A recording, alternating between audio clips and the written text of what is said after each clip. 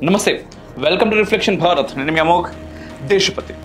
ఈ వీడియో మీకు నచ్చినట్టయితే లైక్ చేయండి, షేర్ చేయండి, కామెంట్ రూపంలో మీ అభిప్రాయాలని తప్పకుండా తెలియజేయండి. ఇంకా మన ఛానల్ని మీరు సబ్స్క్రైబ్ చేసుకోకపోయి ఉంటే please do subscribe our channel and పక్కకున్నటువంటి బెల్ ఐకాన్ కూడా కొట్టుకోండి.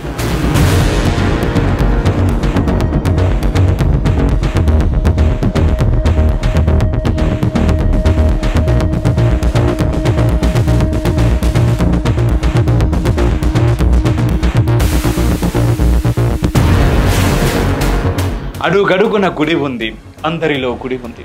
ఆ గుడిలో దీపం ఉంది, అది దైవం అన్నారు తెలుగు సాహిత్య శిఖరం దేవులపల్లి కృష్ణశాస్త్రి గారు. ఈ దేశమంతా ఆలయ పరిసరమే, దేవాలయ ప్రాంగణమే ఈ దేశం అన్నారు ఇంకెవరు. ల్యాండ్ ఆఫ్ టెంపుల్స్ అన్నారు బ్రిటిష్ పాలకులు. వలస పాలకుల కురుచ బుద్ధి అక్కడితో ఆగలేదు. వారి ఉద్దేశం ఇది దైవభూమి అని కాదు, భూములున్న ఆలయాల దేశమని. అందుకే బ్రిటిష్ వలస పాలన కాలంలోనే దేవాదాయం అనే జంట పదం ఉనికిలోకి వచ్చింది. దేవుడి అనుగ్రహం ఆశిస్తుంది ఈ దేశం, కానీ ఆదాయం కాదనే సత్యం బ్రిటిష్ పాలకులకు అర్థం కాకపోవడం వల్ల కాదు.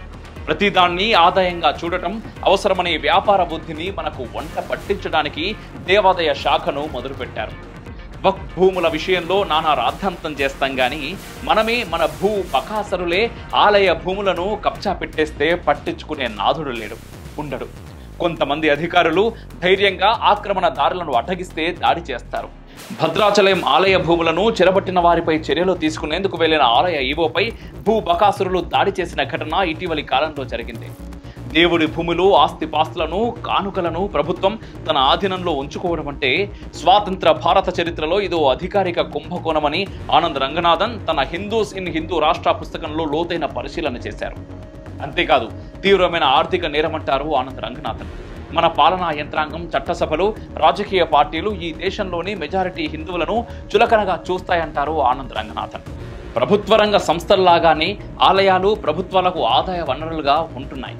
ఈ నిబంధన అన్ని మతాల విషయంలో అమలు జరగదు. కేవలం హిందూ ధర్మాన్ని పాటించే వారి పట్ల మాత్రమే ఒక రకమైన వివక్ష కొనసాగుతుంది. మసీదులు, చర్చిలకు వస్తున్న ఆదాయాలను ఎవరూ లెక్కించరు. పైగా వారికి ప్రభుత్వాలు అదనంగా పండుగలకు ప్రోత్సాహకాలు, బహుమతులు కూడా ఇస్తూ ఉంటాయి. రాష్ట్ర ప్రభుత్వాలు ప్రజాధనం నుంచి తీసుకున్న సొమ్ముతో చాలా అద్భుతంగా ఇఫ్తార్ విందులు ఇవ్వడం మనం చూస్తూనే ఉంటాం. దేశవ్యాప్తంగా 33 నుంచి 40 వేల ప్రాచీన దేవాలయాలు ఉన్నాయనేది ఒక అంచనా. మరో అంచనా ప్రకారం 6.5 లక్షల ఆలయాలు ఉన్నాయంటారు. ఎవరికి తెలియకుండా కీకారణ్యాల్లో, కొండ గుహల్లో ఉన్న ఆలయాల చిట్టా ఇంకా మన ప్రభుత్వాల వద్ద లేదు. 4 దక్షిణాది రాష్ట్రాల పరిధిలోని ప్రాచీన ఆలయాలకు చెందిన భూమి సుమారు 10 లక్షల ఎకరాలను ప్రభుత్వం గతంలో అంచనా వేసింది.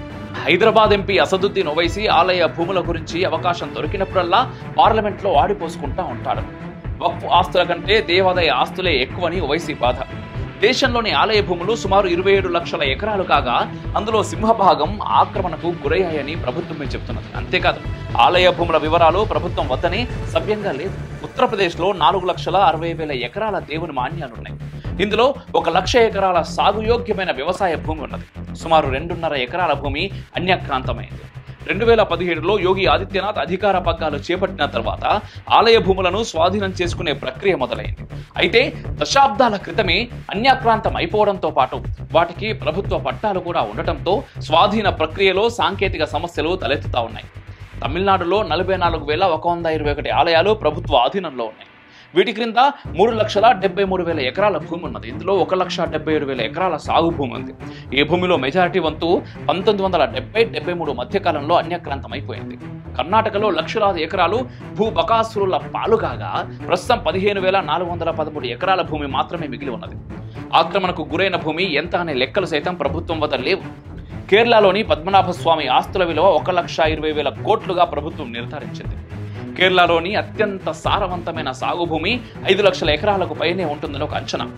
ప్రస్తుతం కేవలం 70,000 ఎకరాలు ఆలయ స్వాధీనంలో ఉన్నది. తమిళనాడులో ఆలయాల వల్ల ప్రభుత్వానికి సమకూరుతున్న ఆదాయం 4 బిలియన్లోని అంచనా. దేశవ్యాప్తంగా ఆలయాల వల్ల సమకూరుతున్నది 3,02,000 కోట్లుగా అంచనా. అంటే మన స్థూల జాతీయ ఉత్పత్తి జీడిపిలో 2.32% అంచనా కట్టారు.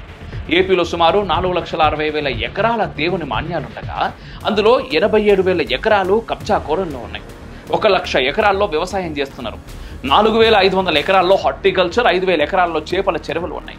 ఈ గణాంకాలు పాతవి కావు. కూటమి ప్రభుత్వం అధికారంలోకి వచ్చిన తర్వాత గతేడాది అక్టోబర్లో తేల్చిన లెక్కలు. తెలంగాణలో 87,236 ఎకరాల దేవుడి భూములున్నాయి. ఇందులో 24,000 ఎకరాలు అన్యక్రాంతమైనట్టు ఈ ఏడాది జూలై తొలివారంలో దేవాదాయ శాఖ తేల్చింది. భద్రాద్రి శ్రీరాముడికి ఉభయ తెలుగు రాష్ట్రాల్లో సుమారు 1,300 ఎకరాల భూమి ఉన్నది. ఇందులో సుమారు 900 ఎకరాల భూమి అన్యక్రాంతమైంది. తిరిగి స్వాధీనం చేసుకునే ప్రయత్నం చేసిన ఆక్రమణదారులు దాడులకు తెగబడుతున్నారు.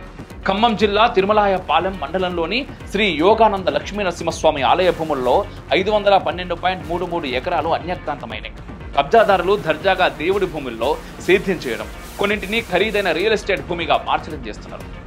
ఖమ్మంలోని వేణుగోపాల స్వామి గుడి భూమి 16 ఎకరాలు, భద్రాచలంలోని కుసుమ హరనాథ ఆలయానికి చెందిన 15 ఎకరాలు, శ్రీ అంబ సత్రానికి చెందిన 13 ఎకరాలు, ముష్టికుంట్ల శ్రీ శంభులింగేశ్వర కోదండ రామస్వామి ఆలయ భూములు 135 ఎకరాలు, కాచిరాజగూడెం రామాలయం భూములు 129 ఎకరాలు, సీతాయిగూడెంలోని సత్యనారాయణ దేవస్థానానికి చెందిన 50 ఎకరాలు, గుడిపాడు శ్రీమోక్ష వెంకటేశ్వర స్వామి ఆలయానికి చెందిన 24 ఎకరాలు, మదాపురం శ్రీ శంభులింగేశ్వర ఆలయ భూములు 19 ఎకరాలు. ఇలా ఒక్క ఖమ్మం జిల్లాలోనే సుమారు 1000 ఎకరాల ఆలయ భూములు అన్యక్రాంతమైనవి.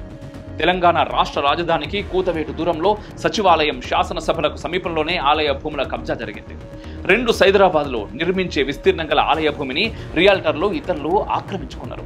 87,000 ఎకరాల దేవాలయ భూముల్లో భాగ్యనగర పరిధిలో సుమారు 24,000 ఎకరాల భూమి కబ్జాకు గురైంది. కేసీఆర్ అధికారంలో ఉండగా దేవాదాయ శాఖ దేవాలయాల భూముల ఆక్రమణల గురించి ప్రభుత్వానికి ఒక నివేదిక ఇచ్చింది. ఒక్క నల్లగొండ జిల్లాలో సుమారు 3,500 ఎకరాల భూమి ఆక్రమించినట్టు పేర్కొన్నది. భాగ్యనగర పరిధిలో సుమారు 2,200 ఎకరాలు ఆక్రమించినట్టు నివేదిక తేల్చింది. ఇదంతా కేవలం అధికారులకు తెలిసిన లెక్కలు మాత్రమే. తెలియనివి ఇంకా ఎన్నో. ఉమ్మడి రంగారెడ్డి జిల్లాలో 16,000 ఎకరాల దేవుని మాన్యాలు అన్యాక్రాంతమయ్యాయని ఎండోమెంట్ శాఖ నివేదిక ఇచ్చింది. పరిగి పట్టణంలోని సోమలింగేశ్వర దేవస్థానానికి చెందిన 22 ఎకరాల భూమిని గ్రామస్తులు ఆక్రమించుకున్నారు. అనేక ప్రయత్నాల తర్వాత తిరిగి దేవాదాయ శాఖ పరిధిలోకి వచ్చింది. చామిరిపేట మండలంలోని దేవరాయాంజల్లో సీతారామచంద్ర స్వామి ఆలయం ఉన్నది. ఆ ఆలయానికి సంబంధించిన 1,350 ఎకరాల భూమిని రియల్ ఎస్టేట్ భూబకాసరులు ఆక్రమించారు. దీని విలువ సుమారు 1,000 కోట్లు ఉంటుందని అంచనా. మొత్తం 1,521 ఎకరాల భూమికి గాను 1,350 ఎకరాల భూమి ఆక్రమణకు గురైంది. ఇక మిగిలిందల్లా 170 ఎకరాల భూమి మాత్రమే. చర్చర్లలోని శ్రీ వెంకటేశ్వర స్వామి దేవాలయానికి సుమారు 102 ఎకరాల భూమి ఉన్నది. ఇందులో 63 ఎకరాల భూమిని రియాల్టర్లు ఆక్రమించారు. ఉమ్మడి పాలమూరు జిల్లాలోని రాజమూరు ఆంజనేయ స్వామి ఆలయానికి చెందిన 44 ఎకరాల భూమి అన్యక్రాంతమైంది. సికింద్రాబాద్ పరిధిలో 243 దేవాలయాలుంటే ఇందులో 199 ఆలయాలు దేవాదాయ శాఖ పరిధిలోనే ఉన్నాయి. ఆలయాల ఆదాయాన్ని తీసుకోవడమే తప్ప అన్యక్రాంతం అవుతున్న ఆలయ భూముల అతి గతి పట్టించుకోవడం లేదనే విమర్శలు కూడా ఇక్కడ వినిపిస్తున్నాయి. ఇవన్నీ ప్రస్తుతానికి అందుబాటులో ఉన్న గణాంకాలు మాత్రమే. ఎన్ని వందల కోట్ల విలువైన దేవాలయ భూములు ఎవరి కబ్జాలో ఉన్నాయో మరింత పరిశోధన చేసే తప్ప తెలియదు. రిఫ్లెక్షన్ టీం ఆ పని చేస్తున్నది. ఇది కేవలం ఒక వీడియో మాత్రమే కాదు, ఒక సిరీస్గా కొన్ని సందర్భాల్లో గ్రౌండ్లోకి వెళ్ళి మరి వివరాలను మీకు త్వరలో అందించే ప్రయత్నం చేస్తాం. మీ సపోర్ట్ చాలా అవసరం అబ్బా. ఈ వీడియో ఎవరికి చేరాలి, ఎంతమందికి చేరాలనో చేర్చే ప్రయత్నం చేయండి. ఒక్కరం కొంత మటుకు ముందుకెళ్ళగలుగుతాం. అందరం కలిస్తేనే మార్పును పూర్తిగా తీసుకురాగలుగుతాం. జై హింద్, మేరా భారత్ మహాన్.